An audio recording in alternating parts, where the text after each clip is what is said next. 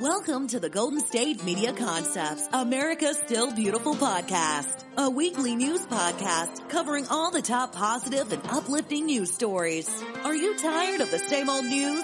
Are you sick of the seemingly endless political spin and negativity? We cover stories that will inspire, uplift, and remind you of the good in the world. Tune into the Golden State Media Concepts, America's Still Beautiful podcast to get all the great and positive news stories of today.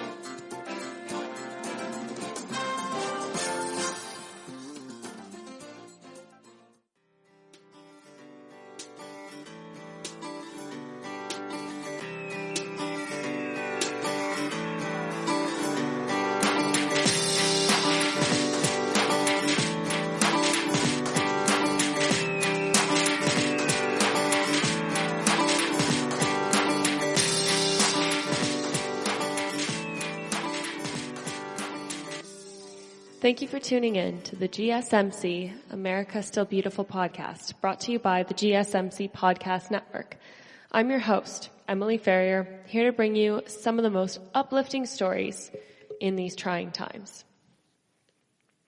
For our first story, always in the running for world's nicest people, the Sikh community of Sydney, Australia, has spent over 4,000 Australian dollars on food donation program for elderly folks stuck in self-isolation. The group known as Turbans of Australia has so far donated more than 1.5 tons of food that will be delivered to Sydney residents who are unable to regularly shop for basic non-perishable foods. Speaking with the Daily Mail Australia, Amar Singh, a volunteer truck driver, said that while preference was being given to the elderly, disabled, and people at greater risk of serious complications from coronavirus, his organization would help anyone that called. The health directive of the mandatory 14-day self-isolation has left many people unable to provide for themselves, Mr. Singh says. We don't want anyone to miss out on essentials. Mr. Singh also revealed that he and some of the members of the volunteer force and that work full-time jobs, so they are finding time to help people while in their spare time, though some members have gone so far as donating 25 full hours of their time.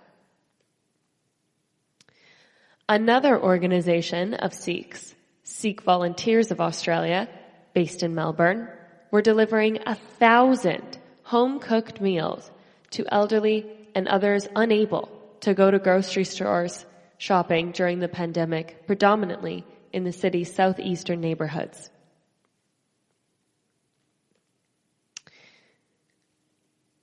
Marpreet Singh, the group's vice president, told the Mail that once it became clear that people were in dire need of food, his organization, which runs a free food for the homeless program twice a week, would work round the clock for the next 2 weeks with the 14 isolation day period wore down. It's mostly vulnerable people who are worried about the virus or people having trouble getting food at the supermarket, and disabled, homeless, and single parents who are looking after their kids and can't go out, Mr. Singh said. And here's some Sikh generosity in the Big Apple. Regardless of which side of the globe they're on, Sikhs feel like helping out.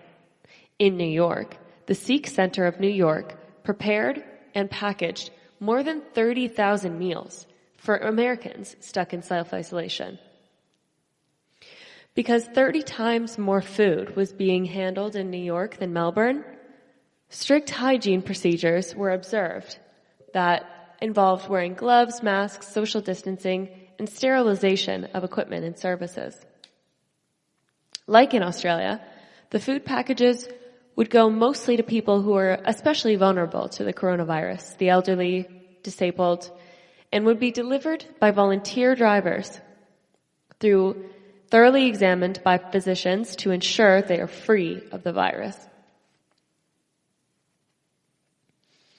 Sikhism isn't strictly vegetarian, but there is a sector of their faith in which plant-based diets are a must. So the meals of consistent of dried fruit, rice, and lentils.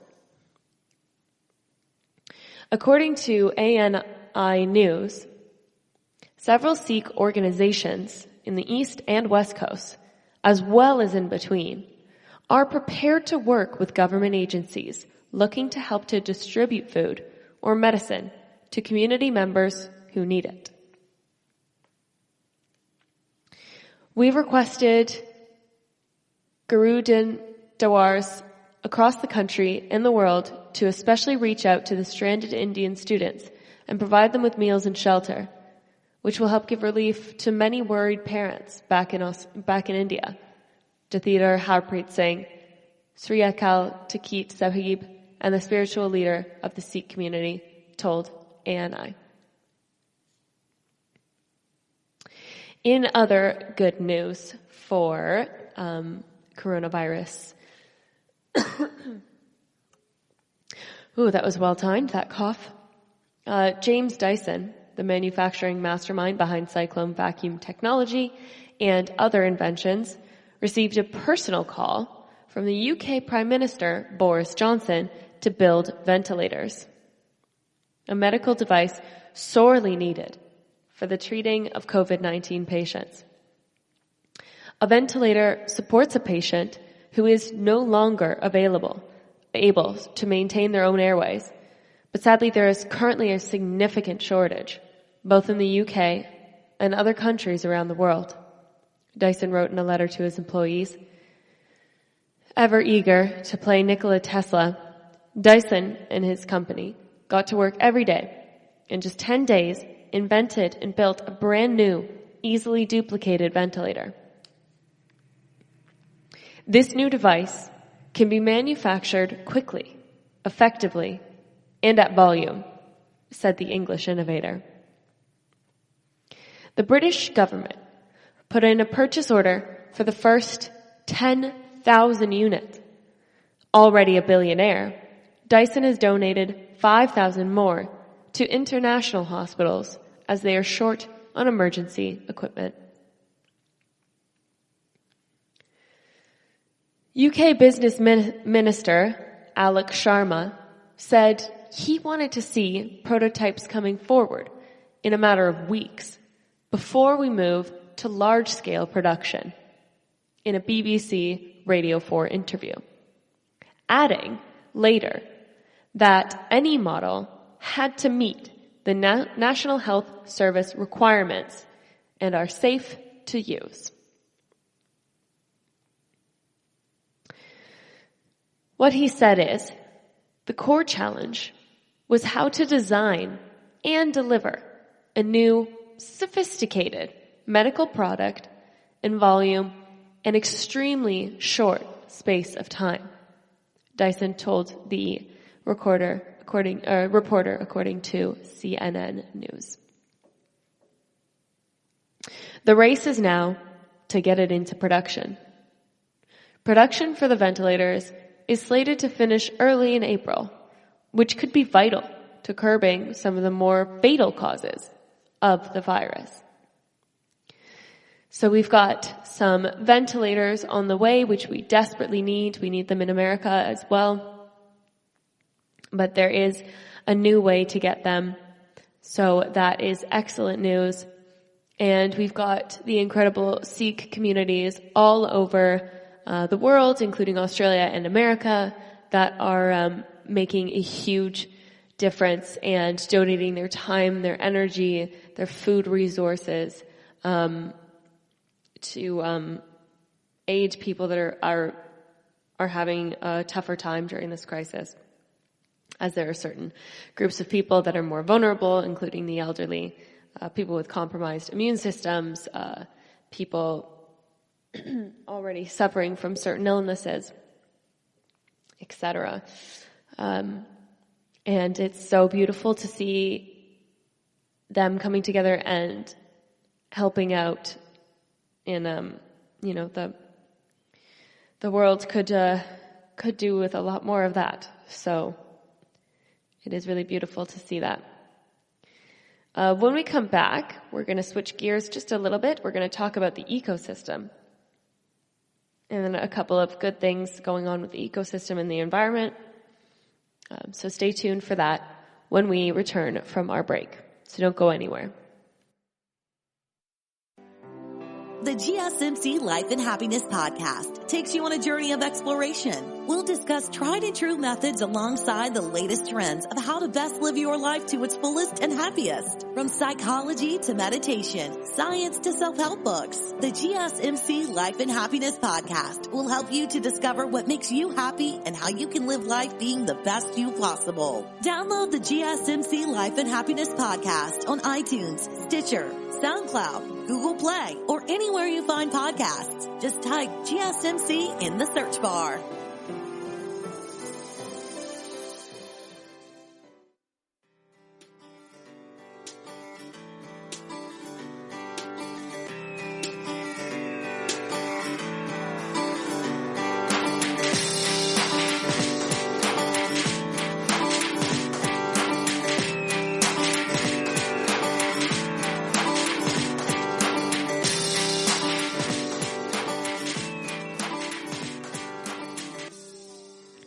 Welcome back from the break.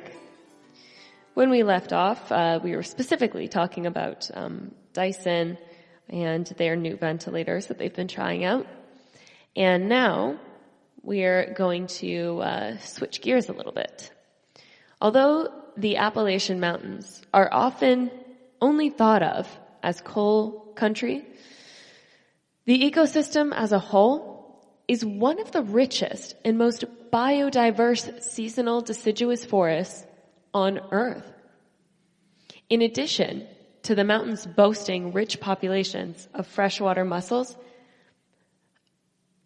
a corridor for migratory birds, and more species of salamanders than any other range, Appalachia is also home to national parks like the Shenandoah, the Great Smoky Mountains in Tennessee, a park that may have as many as 100,000 species just on its own. However, Appalachia also has a darker, decades-long history of toxic coal mining tactics such as mountaintop removal, surface reclamation, and blasting and tunneling that's done almost irreparable damage to the local ecosystems, leaving hundreds of barren, bald hills through eastern Kentucky and West Virginia.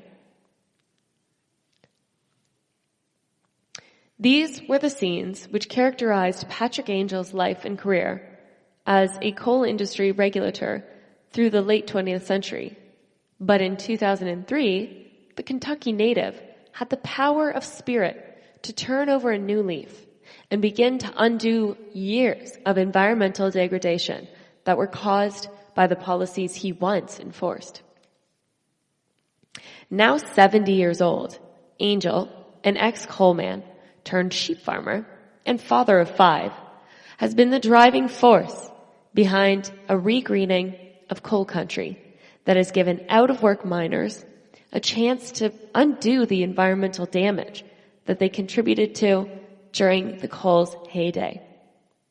It has since amounted to 187 million trees being planted over 275,000 acres of former mines. Far from the glamour of the forest green uniform and the badges of National Park Service, Angel had a long 25-year career in the Office of Surface Mining Reclamation and Enforcement, a particularly small and unloved agency in the Department of the Interior. It was 2002, after years of telling coal companies to pack rubble and plant grass on the remains of mountaintop blasting and strip mining sites. Angel noticed that the big trees, the life-giving forces of Appalachia, were not returning to the area. According to the Seattle Times piece, Angel went to University of Kentucky to pursue a PhD. There he met Chris Barton, a young forestry professor who was studying how regrowing forests could solve frequent flooding problems.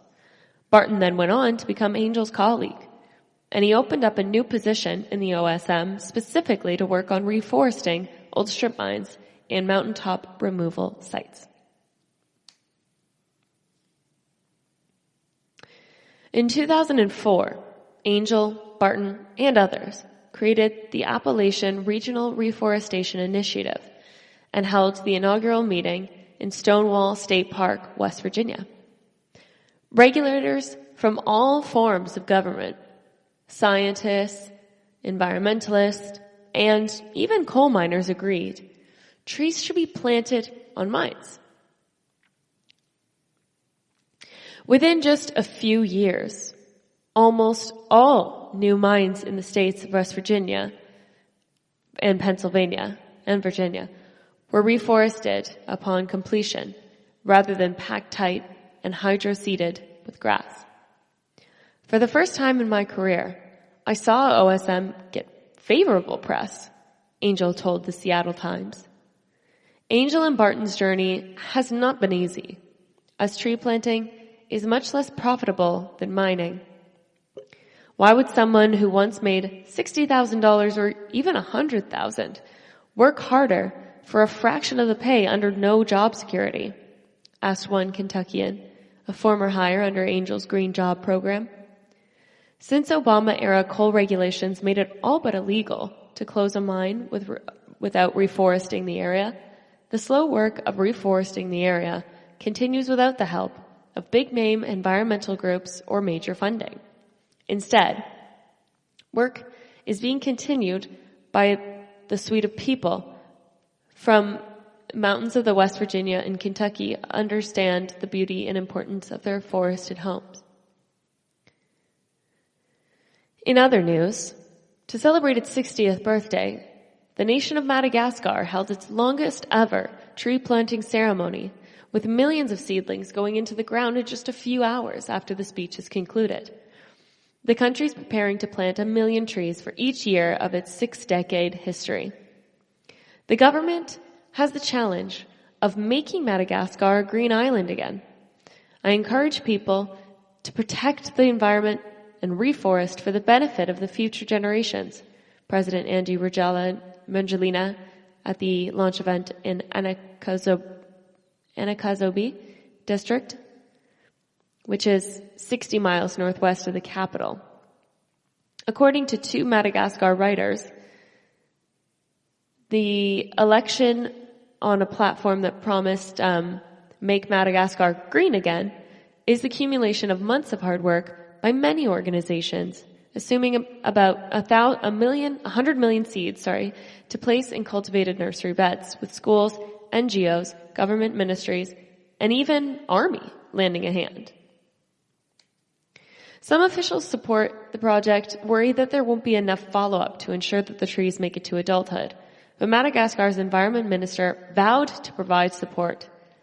This time, the action will be continuous, and there will be a follow-up, said Alexander Gorgat. The state will recruit guards to monitor and protect the young plants. This is the world's oldest island and a country of unparalleled biodiversity, but it's often scored as one of the worst nations for deforestation, with 40% of its forest cover lost since 1940.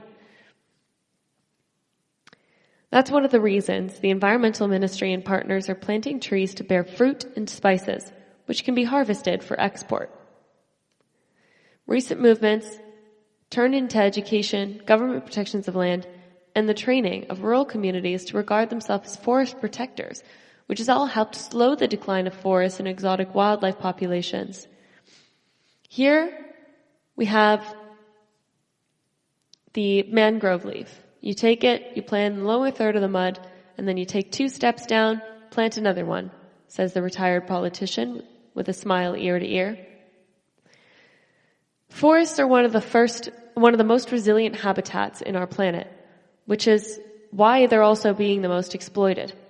Ever since the scientific community began to encourage the planting of trees for the rewild previously lost forest ecosystems in response to climate change, some very determined members of the human race have rolled up their sleeves and produced remarkable results. So I do actually have a couple more stories about the forest, but I think I have too many stories today to cover, so I think we're going to switch lanes when we come back from the break, to what some school custodians are doing to aid their schools in light of what is happening. So stay tuned for that when we come back from the break, so don't go anywhere. This is your ultimate stop for everything sports. The Golden State Media Concepts Sports Podcast. Should I say more? From the NFL, MLB, the NBA to MMA, it's all in here. The Golden State Media Concepts Sports Podcast. Listen now.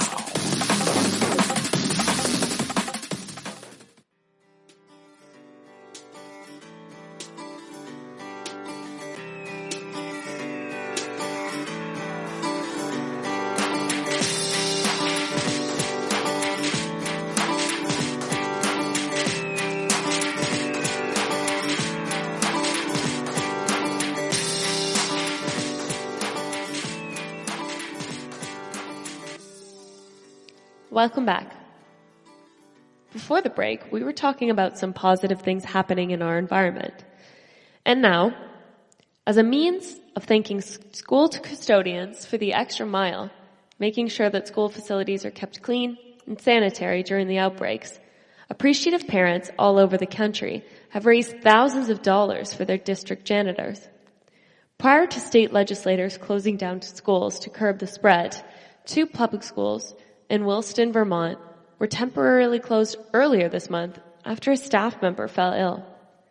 Since the employee had just been traveling out of state and stayed at a hotel with a confirmed case of infection, the school was closed down for a thoroughly emergency deep cleaning.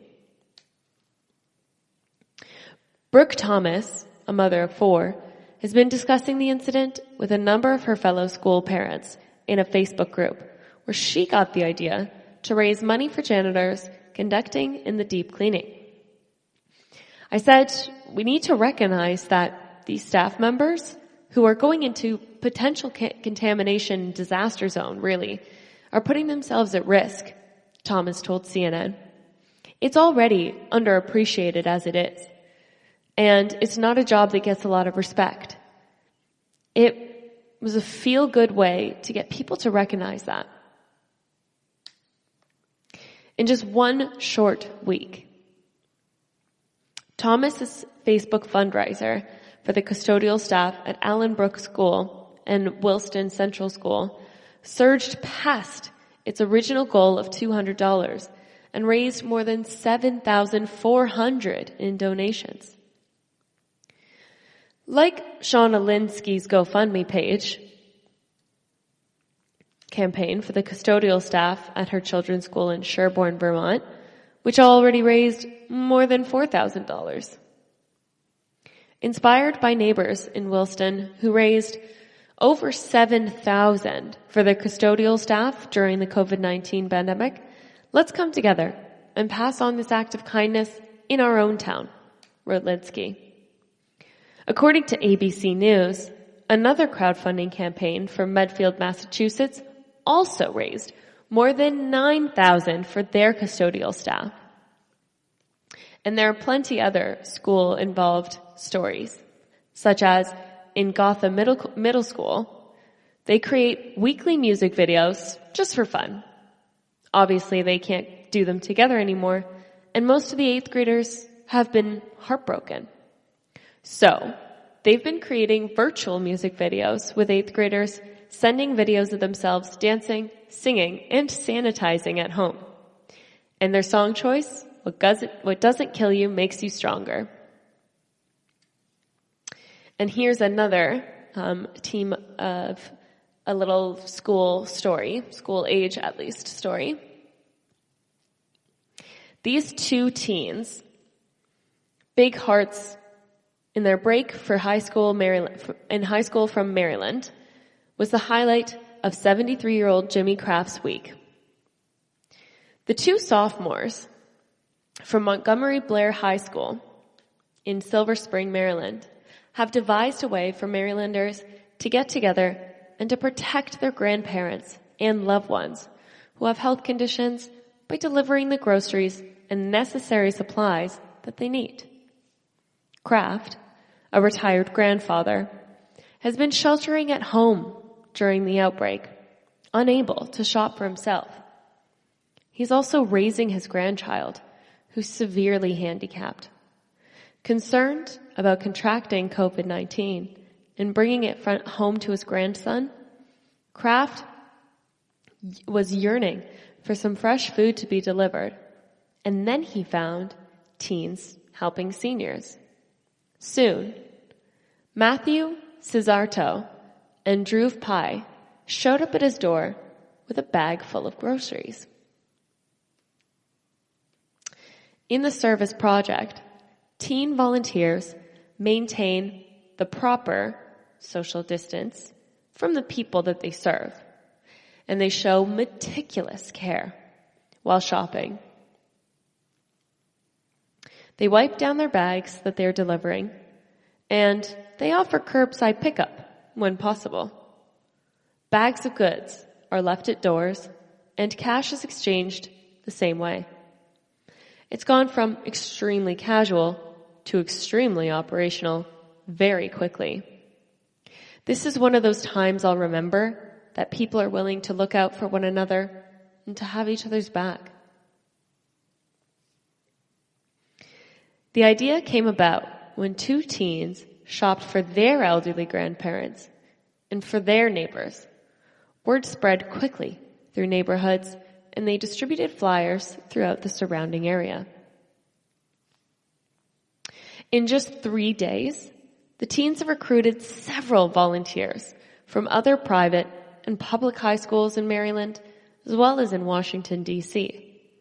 They're now recruiting college students to deliver groceries to older Marylanders and other vulnerable people. This was tremendously helpful, said Mr. Kraft. It truly is so amazing what the teenagers would spend their time doing, helping the most vulnerable of populations. I'm very grateful for their efforts to help, and I hope more kids will join in their efforts. Well, here's another kid who's doing some incredible things. I've already said this, but I'm going to repeat it because I just can't get over it. This 15-year-old girl is giving away hundreds of free sanitization kits to homeless people. Shavi Sai has rallied her fellow Honor Society students in helping her give away more than 250 low-cost sanitization kits to homeless shelters across Los Angeles. Each kit contains sanitizer, lotion, antibacterial soap, and handmade reusable face masks to help homeless people stay safe during the pandemic.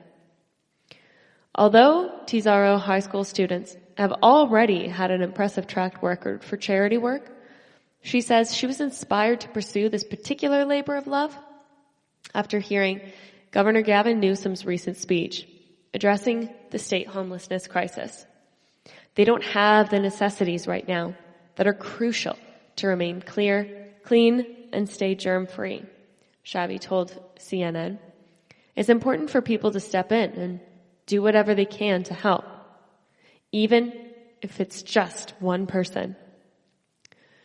Shavi has set up a GoFundMe campaign to raise additional funds for expanding her initiative outside of Los Angeles, and the page has already raised more than $18,000. So if you can go to the GoFundMe page and check out that, or if you would like to start that in your community, I'm sure that your community could also really benefit from this. It's a pretty incredible thing to do. So school may be out, but these kids are really proving that they've all got very bright futures. And when we come back from the break, we're going to see what some business owners have been doing to keep spirits up, really, in this time, and to keep people having fun and entertained at home so that they're not tempted to go outside, because we are really stressing that everyone stay inside during this pandemic. So we're going to talk about what they're doing to keep people inside, when we return from the break, so don't go anywhere. Want to find out what movies to go see? Then check out the GSMC Movie Podcast. It's your ticket to the latest movies, whether it's a new blockbuster event, romantic, comedy, or action flick. This show has got it all covered. They talk some what to go see now. Don't bother. What's hot on Netflix and everything in between. That's GSMCpodcast.com/movie-podcast. When it's all about the movies, it has to be this new show. Don't forget to like them on Facebook and follow them on Twitter. Visit GSMCpodcast.com for more info.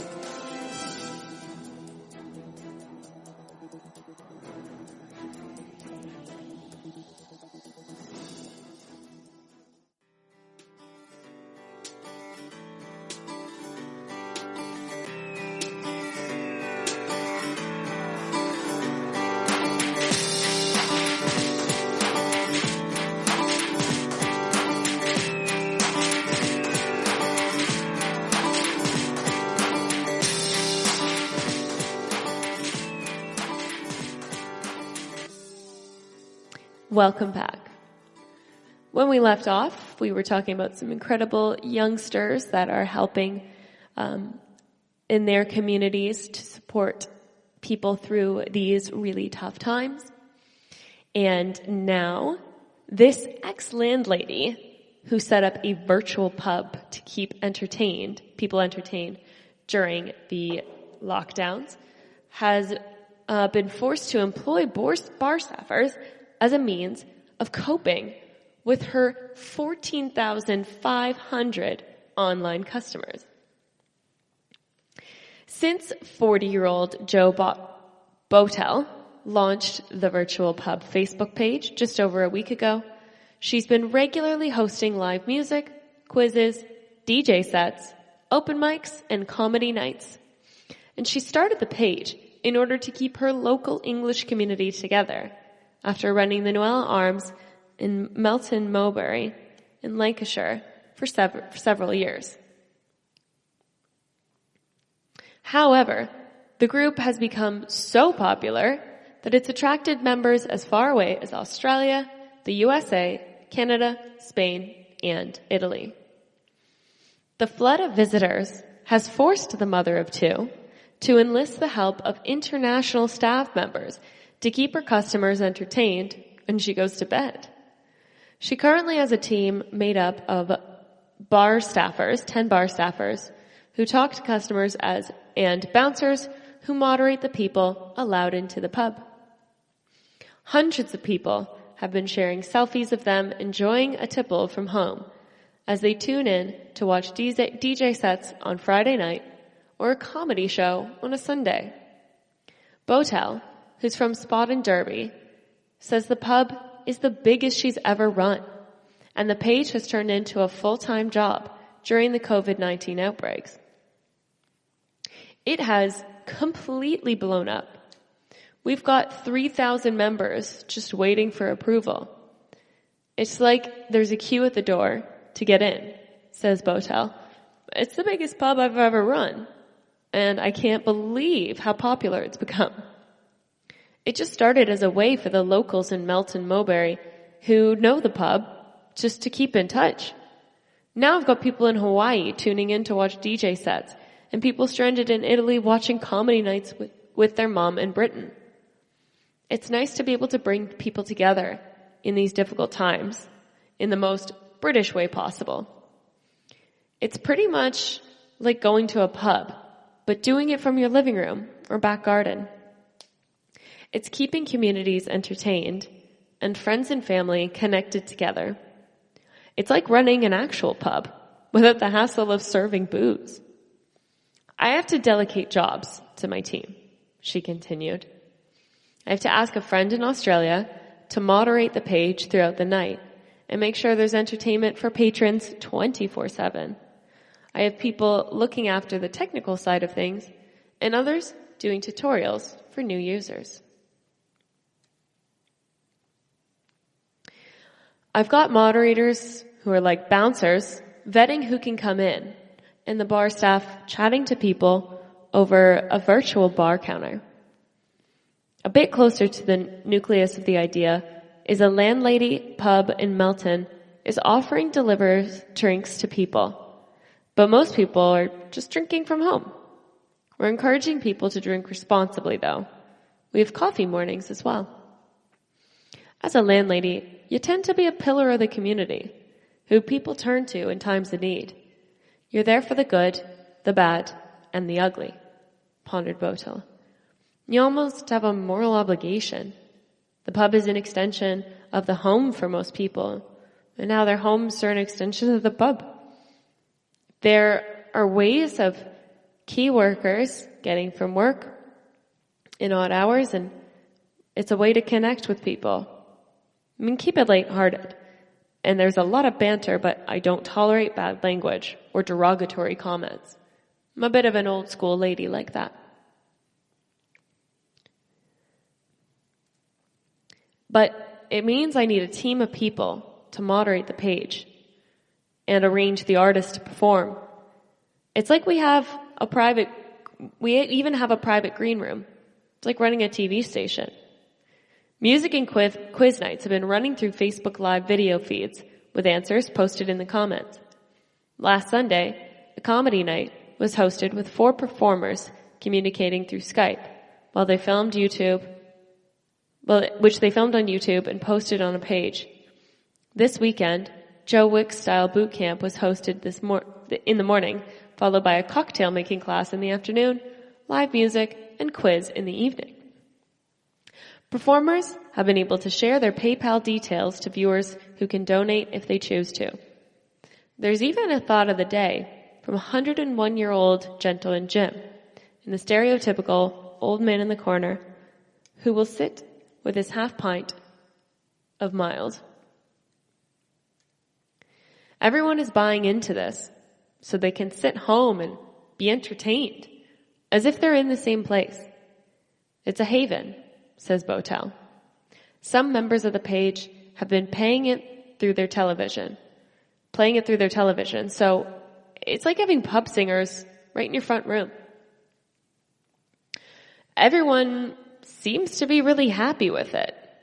I feel like something positive is happening around the world. I'm not doing it for profit, and the team are working voluntarily. In such bleak times, it's important to find a positive. And with all the bad news going around, I think it really puts a smile on people's faces. You'd say she's right. 37-year-old customer, Don Richardson, says, "It's keeping me entertained all day. I just love it. It's brought people together."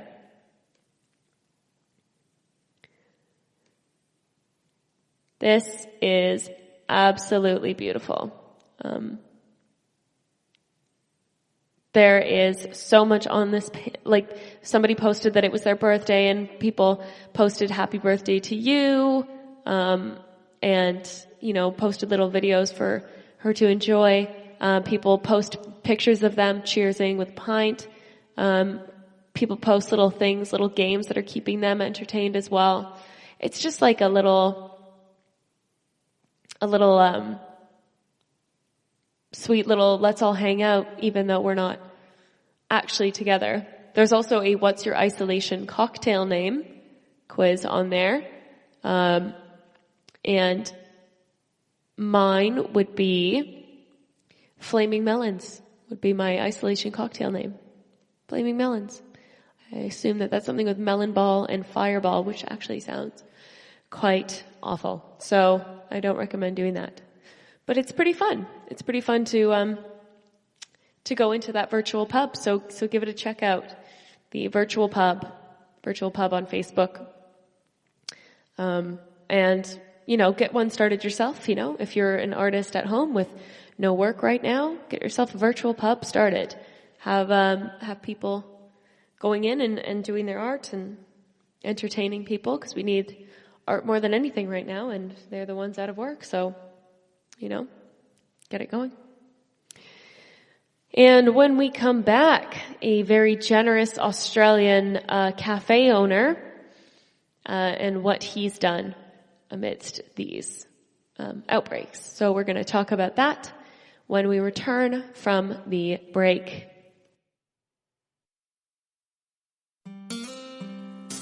Pets bring such joy to our lives, and the GSMC Pets podcast is here to share in that joy.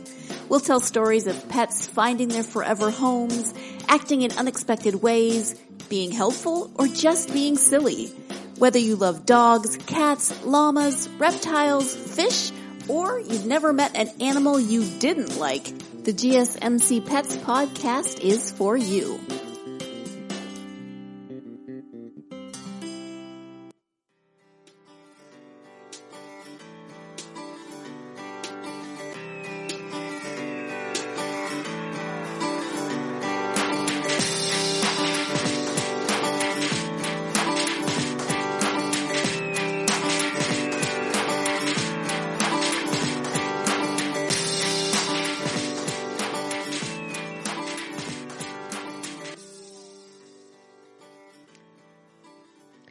Welcome back. When we left off, we were talking about the virtual pub that was keeping people's spirits up and keeping people together virtually during these social distancing times. And now, a 62-year-old Australian cafe owner has been affectionately nicknamed Generous Pete after he spent his afternoon handing out $100 bills to people left unemployed amidst the shutdowns. Despite how Pete Darmos has been forced to close his restaurant in Melbourne amidst the outbreaks, he felt inspired to share with his financial fortune with his community last week after watching a particularly emotional news segment about the lines of people queuing up outside Social Security offices across the city. Rather than twiddle his thumbs alone, Darmos rushed to the bank, withdrew $10,000 in cash, and handed out $100 notes to people standing in line at the nearby Central Link location in Box Hill. I've started at the back of the queue and basically handed everybody a $100 note, he told 7 News. There were tears of disbelief. $100 is not a lot of money, but 4 or 5 bags of food meant a lot to these people. Darmos later told reporters that although he'd initially wanted to keep his identity anonymous, he now hopes that some news of his good deed will inspire other people to show some compassion to their neighbors during these turbulent times. It's very beautiful and inspirational. As a means of expressing their gratitude towards healthcare employees working on the front lines to combat the novel coronavirus, these businesses and restaurant chains are offering up tons of free goodies to hospital staffers and emergency responders. According to an open letter from Starbucks president and CEO Kevin Johnson, cafes across Canada and the U.S. are now offering free small coffees to anyone who identifies themselves as a frontline responder over the course of the next month. Although North American branches are now operating solely as drive-through branch locations, they'll be providing free coffees to police officers, firefighters, paramedics, doctors, nurses, and hospital employees until May 3rd.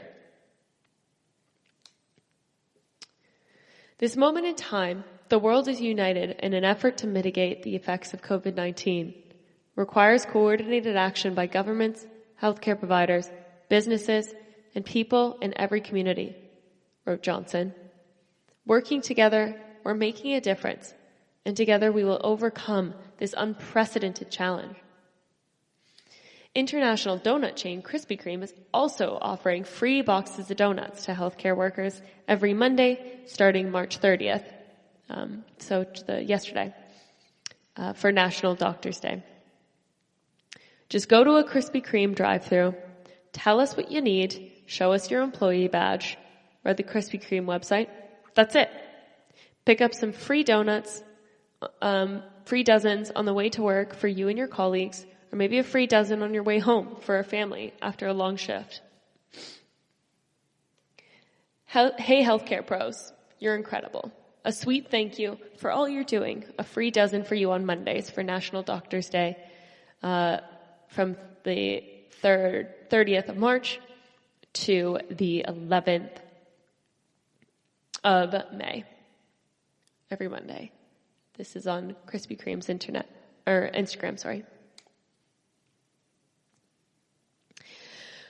There is a lot of people doing really incredible, lovely, lovely things for the frontline responders that are battling this for us, that are, putting their lives at risk and putting the lives of their families at risk every single day. And here's another one.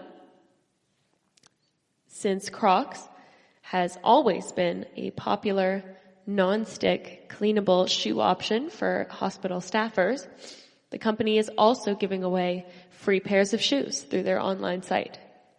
Tropical smoothie locations are also giving away 100,000 smoothies to healthcare workers across the U.S.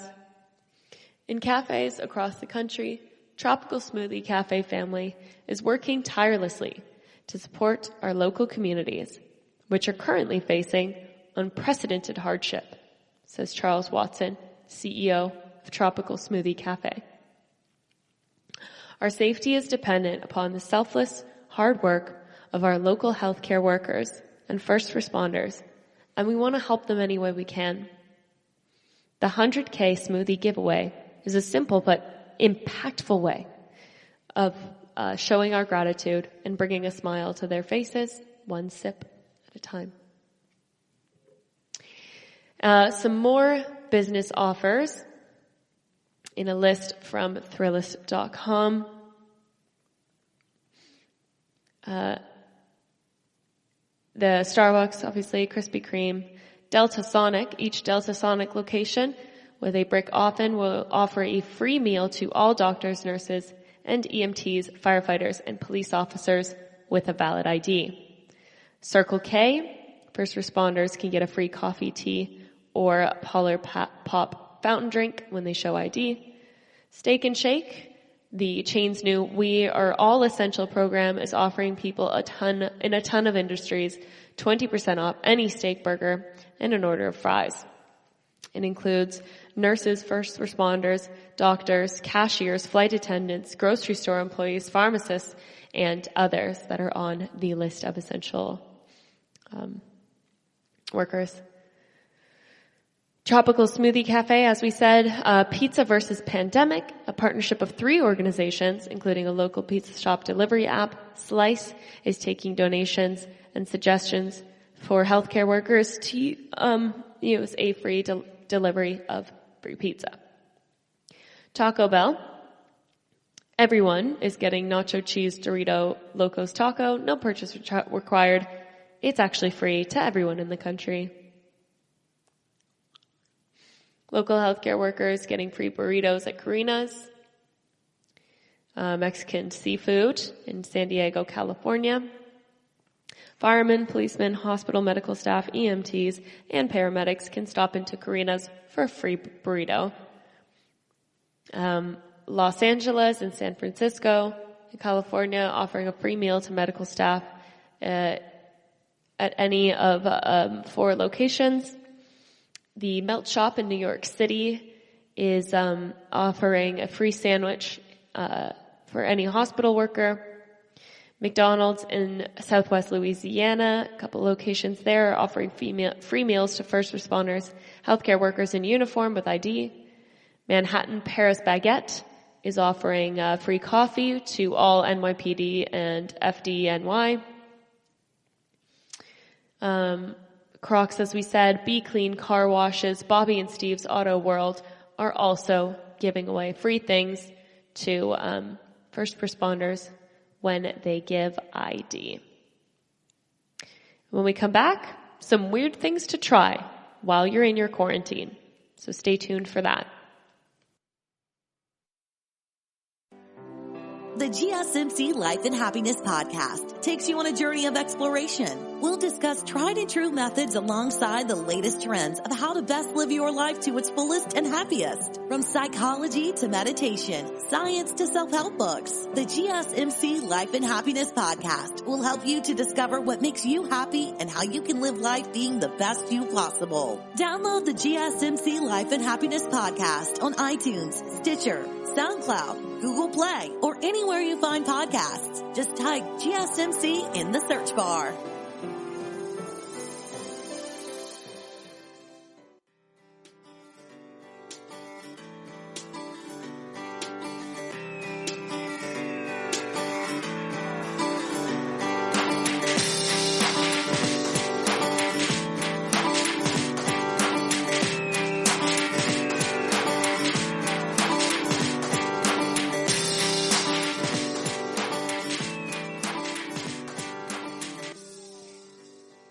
Welcome back. When we left off, we were telling you a list of the places giving away some free foods and other services to people on the front lines battling COVID-19. And now we wanted to lighten this up a little bit for the end and give you something kind of fun to do while you're in your quarantine. So here is a fun, bizarre American food combos that you can try if you've never done it before. So now that you have some time, we can try things from other states, some of the bizarre favorite meals that were included on this. So pickles wrapped in cheese, popcorn with beans, ice cream on meatloaf, just a few of the surprising food combinations various Americans said that they loved. According to this survey of 2,000 American adults in California, Texas, New York, Hawaii, and Florida, these connoisseurs also said that mayo and peanut butter sandwiches, cookies dipped in guacamole, are some of their favorite bizarre meals. The survey aimed to uncover the most unusual food combinations various Americans enjoy, as well as the characteristics coinciding with them, and yielded other worldly answers, including meatballs and mayo, octopus and roasted bell peppers, and alligator and fries. Commissioned by the Spam brand and conducted by one poll, this survey found respondents were most likely to have discovered their favorite food combinations with family or friends. 41% of them. Top 5 ways that Americans discovered their favorite weird food pairings. Family and friends was 41%. At a restaurant was 36%. Social media, print, online news was 33%. 32% was word of mouth. And 25% was celebrity endorsement or advertisement. Others found their go-to combinations while dining at a restaurant, social media, and 3 and 4 are proud to share their unexpected food mashups with others. While some combinations are quirky, others are classics. The survey found the most popular food combos Americans loved was dipping their French fries into their chocolate milkshake. Have you tried that? If not, this is the time to do it. Other top combinations were chocolate and popcorn, 44%, sour cream and onion chips with chocolate. Over a quarter, 26% of respondents can't eat a meal without adding hot sauce to it, and 27% can't imagine eating it without mayonnaise.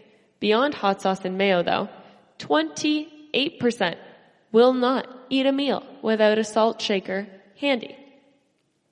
So here are the top 10 most popular strange food combinations. French fries and chocolate milkshake was 55. Cottage cheese and fruit was 50. Fruit preserves with cheese and crackers, 47%. Chocolate and popcorn, 45. Peanut butter and apple, 44. Sauerkraut and cheese, 43. Cheddar cheese and apple pie, 42%.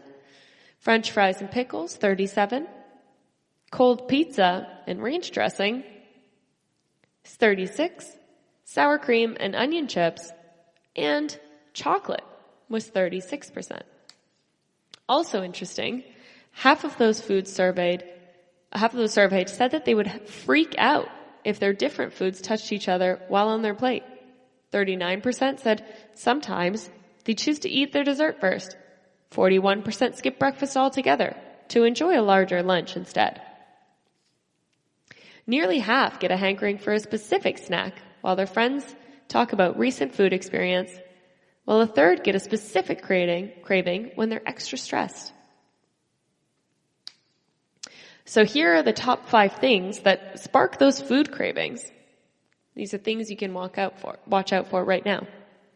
Watching food videos, entertainment, TV, 52%. Talking to friends and family about food experience, 42%.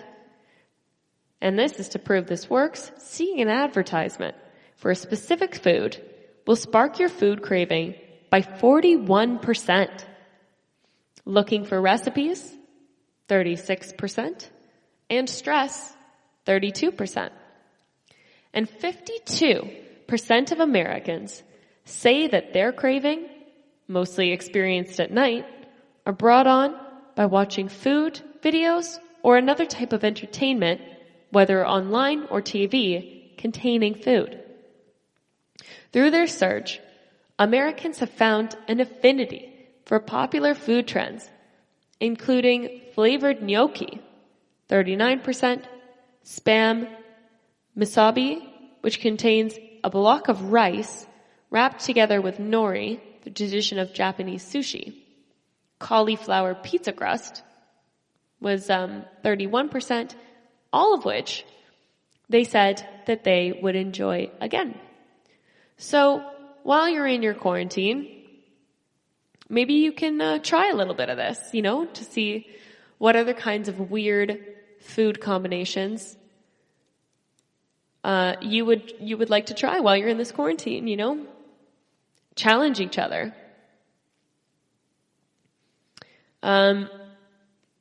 There's so many out there.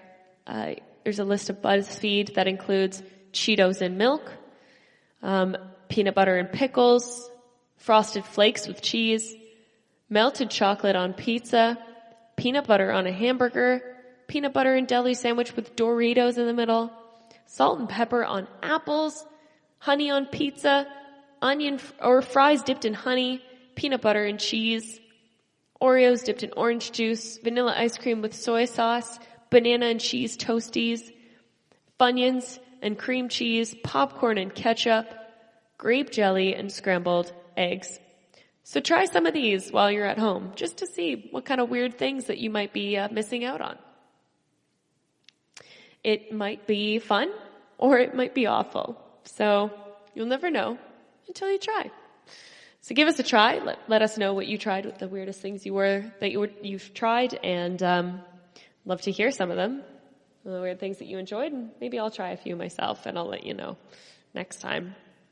With that, we've come to the end of the show. So thank you for listening to the GSMC America Still Beautiful podcast, which was brought to you by the GSMC Podcast Network.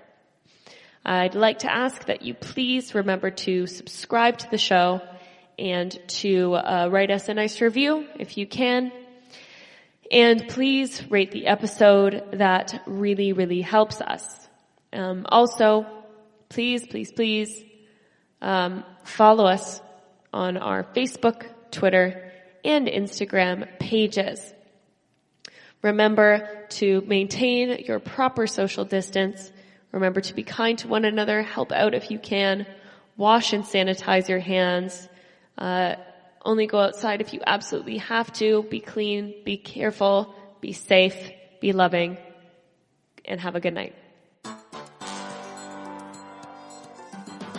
You've been listening to the Golden State Media Concepts, America's Still Beautiful podcast, part of the GSMC Podcast Network. You can find this show and others like it at www.gsmcpodcast.com. Download our podcasts on iTunes, Stitcher, SoundCloud, Google Play, or anywhere you find podcasts. Just type in GSMC to find all of our shows from the GSMC Podcast Network, from social media news to marketing news and even weird news. The GSMC Podcast Network has you covered. You can also follow us on Twitter and Facebook. Thank you, and we hope you have enjoyed today's episode of the Golden State Media Concepts, America's Still Beautiful podcast.